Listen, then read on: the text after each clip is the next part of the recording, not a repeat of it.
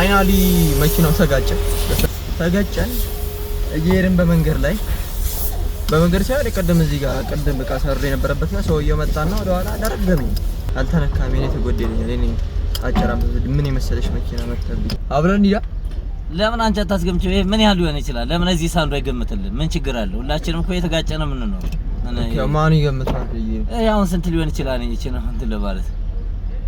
እኔ ነው ለአሁን አንተ ከገጨው ላይ ሙሉ ለሙሉ እስትኮ የሆነው አንድ ሰው ከኋላ እየሄድኩ ነው የገጨኝ ገብቷና ገጨኝ እቺ አይ ያንተ እቺ ማለት ነው እቺ እስትኮ የሆነው ቀለም አፈልግም አሷ ቢያንስ እስትኮ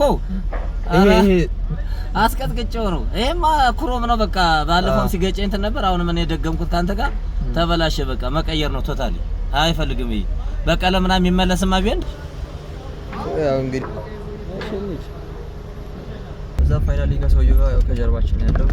ኢንሹራንስ ምናምን ሲጠቀም ወለሽ ብር ተፋታ ምናምን ተባባልን